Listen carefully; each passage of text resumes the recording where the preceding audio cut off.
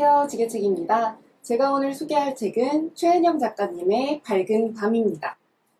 증조할머니, 할머니, 그리고 엄마를 거쳐 내게 도착한 이야기.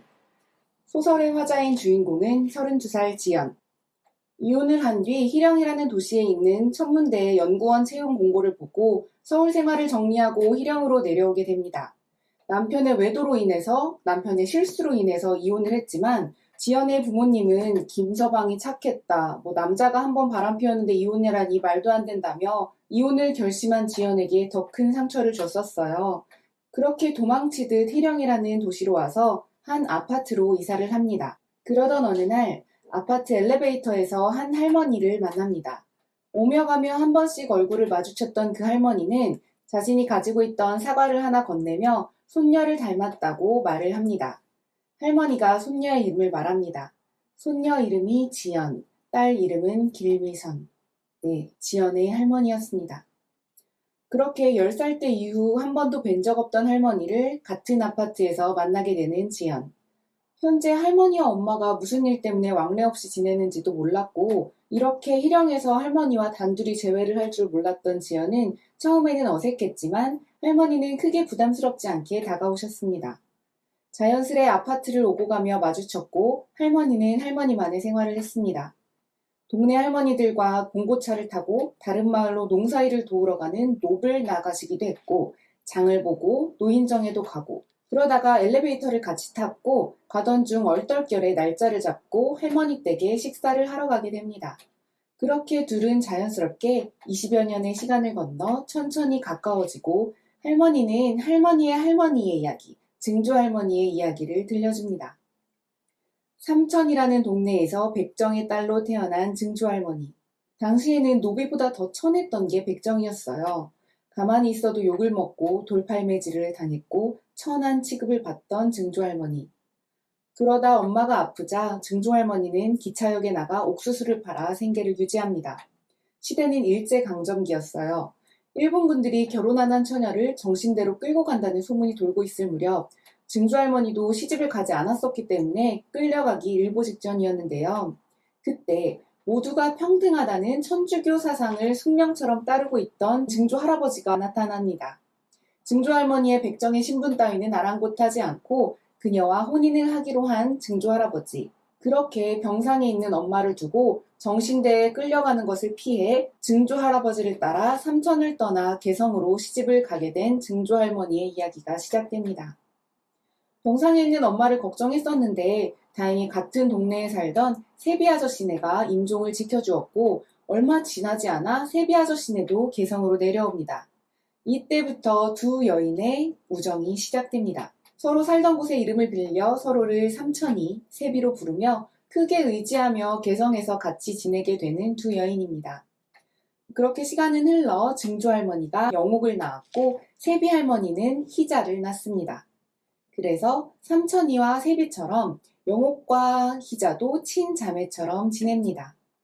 이 소설은 전혀 지루하지 않게 전개됩니다. 지연이와 할머니가 한자리에서 오랜 시간 계속 지루하게 과거 이야기만 하는 것이 아니라 마주치며 한 번씩 듣게 되는 이야기가 편집처럼 과거를 회상하듯 등장을 하기 때문에 조용히 천천히 템포를 맞춰가면서 차분하게 대화에 빠져들 수 있습니다. 그 사이 지연의 엄마가 유방암이 재발되어 수술을 하게 되었고 지연은 엄마가 입원한 서울로 갑니다. 지연의 이혼 후 아직도 서로에게 시큰둥한 모녀인데요. 엄마에게 할머니를 만났다는 이야기를 합니다. 엄마는 별 반응이 없었는데요. 그리고 병원에서 엄마의 친한 친구인 명희 아주머니가 지연에게 엄마의 계좌번호를 묻습니다. 옛날 명희 아주머니의 엄마가 크게 아프셨을 때 수술을 받아도 실패할 가능성이 높았기 때문에 명희 아주머니의 가족들이 수술을 포기하려고 했대요. 근데 그때 지연의 엄마가 후회할 일 만들지 말라며 큰 돈을 선뜻 빌려줬고 다행히 명희 아주머니의 엄마의 수술은 잘 되었고 그때 신세진 것을 갚고 싶다고 말하는 명희 아줌마. 지연은 엄마에게도 이런 친구가 있었다는 걸 새삼 알게 됩니다. 다시 희령으로 돌아와 할머니를 집에 초대한 지연은 집에 있는 망원경으로 할머니에게 하늘을 보여줍니다. 신기해하는 할머니에게 허블 망원경이 찍은 사진을 보여주는데요. 울트라 디프 필드. 저도 이 사진 보고 진짜 너무 신기했어요. 이게 130억 년 전의 우주의 모습을 담았다는데 그걸 들은 할머니도 놀랐지만 저도 놀랐습니다. 까마득하게 먼 옛날의 모습을 우리 눈으로 지금 밤하늘의 별로 보고 있다는 사실이 갑자기 등장한 우주의 광활함 때문에 잠깐 멍해졌었는데 여기서 주인공인 지연이가 연구하고 보고 있는 천체가 지연의 머릿속에 기본적으로 자리 잡고 있다면 현재 이 힘든 삶을 산다 해도 그것 자체가 이 광활한 우주에 비해 참 별게 아니다. 부질없다는 생각을 하고 있지 않을까 하는 생각이 들었습니다. 할머니에게 증조할머니의 이야기를 계속 해달라고 하는 지연인데요. 세비 아저씨네는 세비로 다시 돌아갔는데 그때 6.25 전쟁이 터졌고 피난길에 개성에 있는 증조할머니, 삼촌의 집으로 다시 돌아옵니다. 그때 증조할머니는 형편이 좋지 않아서 피난을 온 세비네를 더 밑에 있는 대구에 있다는 세비 고모네로 가라고 합니다. 그 추운 겨울 세비에서 개성까지 피난 온 그들을 또다시 추운 피난길로 더 멀리 내몰게 된 것이 평생의 한이 되는 증조할머니. 그러나 얼마 지나지 않아 증조할머니도 개성을 떠나 남쪽으로 피난을 떠납니다. 그들은 친척 집을 찾아갔지만 그 동네도 이미 아무도 없는 폐허가 되어 있었고 그렇게 좀 더 남쪽으로 내려가 결국 증조할머니네는 세비고모네가 있는 대구로 가게 됩니다. 그곳에서 세비고모, 명숙할머니의 집에서 다시 만나게 되는 삼천이와 세비, 그리고 영옥과 희자. 대구에 있는 명숙할머니는 말수가 많이 없고 감정 표현도 거의 없었는데 어린 영옥은 조잘조잘 떠들며 명숙할머니 옆에서 바느질을 배웁니다. 그렇게 대구에서 피난 생활을 하던 중 희령이라는 도시에 북에서 피난 온 사람들이 모여 산다는 소식을 듣게 되는 증조할아버지. 증조할아버지는 희령이라는 도시에 가서 헤어진 가족과 친척을 찾아야겠다며 희령으로 떠나게 됩니다. 다시 헤어지게 되는 삼천과 세비. 그렇게 희령에 도착한 식구들인데요. 그곳에서 북에서 피난 온 길남선이라는 남자를 알게 된 증조할아버지는 호탕한 성격의 길남선과 자신의 딸 영옥을 결혼시킵니다. 그렇게 할머니는 할아버지와 결혼을 하고 엄마인 미선을 낳아 살고 있었는데 어느 날 길남선의 아내와 어머니가 찾아옵니다. 지연의 할아버지는 이미 북에서 결혼을 했었고 아들까지 있었던 거예요. 게다가 더 기가 막힌 건 증조 할아버지가 이 사실을 이미 알고 있었다는 것. 그때 그 시절에는 남자가 철을 둘 갖는다는 것이 큰 죄가 아니었고 증조 할아버지와 할아버지도 큰 죄의식이 없었어요. 그 후 할아버지는 본처와 함께 떠났고 할머니에게 엄마를 맡기긴 했지만 호적은 할아버지가 가져갔어요. 그래서 할머니는 자신의 호적 밑에 엄마를 이름 올리지 못한 채 키워왔습니다. 그렇게 상처받은 채 딸을 홀로 키워낸 할머니. 증조할머니와 세비할머니도 희령과 대구 서로 멀리에 있었지만 멀리에서도 서로를 위하고 그리워하고 있었고요. 할머니인 영옥과 희자도 편지를 계속 주고받고 있었는데 어느 날 희자로부터 온 편지는 할머니를 초라하게 만들었습니다. 희자는 이화여대 수학과에 수석으로 합격했다는 소식을 알려옵니다. 여자가 대학에 입학했다는 이야기를 상상도 못 해봤다가 자매와도 같았던 희자가 그 대상이 되자 자랑스러웠지만 마음 한구석에서는 희자와 멀어질 일만 남았다는 생각을 하게 됩니다. 할머니는 명숙할머니로부터 배운 바느질로 맞춤옷을 만들며 홀로 아이를 얻고 생계를 이어나갔습니다. 주변에서 남편이 어디 갔느냐 물으면 남편을 중혼을 했으며 북에서 결혼한 여자와 살기로 하고 떠났고 아이는 남편의 호적에 올라있다는 사실을 터놓고 말합니다. 꼭 제3자의 이야기처럼 계속 말을 하다 보면 사람들은 홀로 딸을 키우는 할머니를 대단하다고 했다고 합니다. 그리고 한 번은 증조 할아버지가 할머니를 꾸짖으며 일장연설을 했다고 해요. 이미 와이프가 있는 걸 알면서도 길남선이라는 남자가 마음에 든다는 이유로 자신의 딸과 결혼시킨 이 증조 할아버지. 무슨 말을 했는지 읽어드릴게요. 몸이 아파서 자리에 누워있는 할머니에게 증조 할아버지가 남편을 희령에 묶어두지 못한 모자람을 꾸짖으며 일장연설을 합니다. 남자 마음 하나 잡지 못해서 빼앗겼으니 아쉬울 것도 없다. 할머니는 눈을 감고 그가 쏟아내는 말에 매를 맞았다. 그 말 다시 해보시오. 곁에 앉아있던 증조 할머니가 조용히 말했다. 그러고는 자리에서 일어나 그에게 다가갔다. 한 번 더 그런 말 했다가는 당신 내 손에 죽습니다. 영옥이한테 그따위 소리 할 거면 내 눈앞에서 꺼지란 말입니다. 내가 뭔데 감히 그따위 말을 하는 기야? 내가 아니었으면 넌... 기래요. 당신 없이 나 살기 어려웠을 깁니다. 네, 그래, 당신 고마움 모르는 사람 아니요. 네, 당신 그늘 아래서 여태 별 탈 없이 살았으니 길에서 내를 빚쟁이 대하듯 했실까? 내래 당신한테 그렇게 빚을 졌다고? 어디 서방 앞에서 내가 당신에게 도망가자 했실까? 내가 당신에게 부모 저버리라 했실까? 내가 당신 보고 혼이 나자 했실까?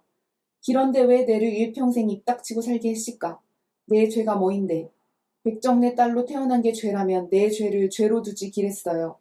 우리 영옥이, 내 살 같은 우리 영옥이를 쥐잡듯이 잡고 화풀이하고 이렇게 다친 아이를 말로 두드려 팰 거면 이 꼴을 내 눈으로 보게 할 거면 내를 그냥 삼천에 내버려 두지 기랬어요. 내를 당신과 상관없는 사람으로 내버려 두지 기랬어요. 내래 너가 아무리 말썽을 부려도 널 단 한 번도 친 적 없다. 이게 지금 자랑입니까? 증조부가 바닥에 있는 책을 들어 증조모에게 던지려는 신용을 하자 할머니가 마른 입술을 뗍니다. 아바이 죽어버려요. 우리 눈에 띄지 말고 죽어버리란 말입니다. 그 말에 증조부가 들고 있던 책을 바닥에 내려놓습니다. 당신 돌아가셔도 내래 흘릴 눈물은 없습니다. 아바이 산소에도 걸음하지 않을 거고 내는 아바이 잊을 겁니다. 기런이 돌아가세요. 돌아가서 우리 없는 곳에서 죽으란 말입니다. 아버지의 뜻대로 남편과 결혼했는데 그 남편이 이미 처가 있었던 걸. 그게 왜 할머니의 탓입니까? 그때 당시에는 여성의 탓이었던 것이죠. 그래서 그걸 참고 참던 할머니가 울분을 터뜨렸던 거예요. 그런데 불행하게도 진짜로 몇 달 뒤 아버지가 속초의 한 대로변에서 버스에 치여 죽었습니다. 할머니는 아바이에게 죽어버리라고 했고 그는 그 말대로 죽었습니다. 이 이야기를 하면서 할머니는 두 손으로 눈을 비볐습니다. 지연은 할머니를 위로해줍니다. 할머니 탓이 아니에요. 1963년 1월 대구에서 희자가 세비할머니가 위독하다는 전보를 보내옵니다.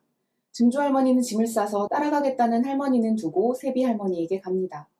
병상에 누워 병명도 모른 채 죽어가기 직전에 세비에게 삼천이 달려갑니다. 세비할머니는 사람들이 자기 걱정하는 것 죽을 만큼 싫어하는 사람이었습니다. 희자가 서울에서 공부를 하고 있자 폐를 끼치지 않기 위해서 자신이 아프다는 것마저 숨겼어요. 그러다가 이제 희자의 방에 새들어 살고 있는 세비 아주머니의 직장 동료가 어머니가 정말 편찮으시다고 희자에게 전보를 했고 그제서야 모든 사실을 알고 내려온 희자입니다. 위독한 세비에게 삼천과 희자가 뒤늦게 달려옵니다. 그렇게 삼천은 세비를 보내고 희자를 위로합니다. 그리고 증조할머니는 희자를 희령에 있는 집으로 데려옵니다. 할머니는 희자의 방문이 반가우면서도 마냥 편하지만은 않았습니다. 그러다가 희자가 독일로 유학을 떠났고 둘의 연락은 서서히 끊겼습니다. 지연은 조국을 빛낸 해외 동포라는 다큐멘터리 시리즈 중에서 1992년에 방영된 암호학자 김희자 박사 편을 찾아냈습니다. 그리고 김희자 박사에게 이메일을 보냈습니다. 답을 기다리던 중에도 할머니 댁을 오고 가며 만났지만 할머니에게는 김희자 박사를 찾고 있다는 이야기를 하지 않았습니다. 그러다 지연은 얼마 후 대전의 한 연구소에 합격합니다. 차마 할머니에게 대전으로 가게 되었다는 말을 하지 못하는데 어느 날 새벽 보일러가 고장났고 고민 끝에 할머니의 집으로 갑니다. 지연은 할머니와 대화하며 금기처럼 여겨지던 자신의 죽은 언니 정연의 이야기도 꺼내게 되고 엄마의 상견례와 힘들었던 시절의 이야기도 듣게 됩니다. 며칠 후 지연은 엄마와 짐 정리를 하며 사진 정리도 하고 둘은 자연스레 증조할머니에 대한 이야기를 나눕니다. 그리고 대전으로 가게 된 지연은 할머니에게 카카오톡 하는 법을 알려주었고 할머니와 지연은 사진도 주고받으며 지냅니다. 그리고 김희자 박사로부터 답장이 옵니다.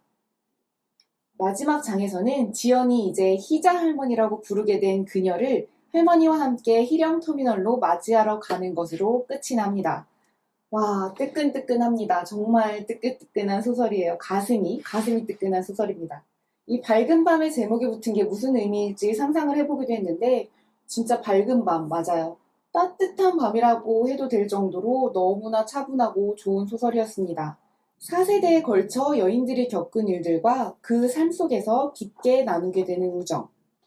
너무 잘 읽었습니다. 여러분 강추해요. 요거는 막 재미있어서 빠르게 읽어내려 간다기보다 천천히 읽게 되는 그런 소설입니다. 여러분도 한번 최은영 작가님의 감성에 빠져보시길 추천드릴게요. 감사합니다.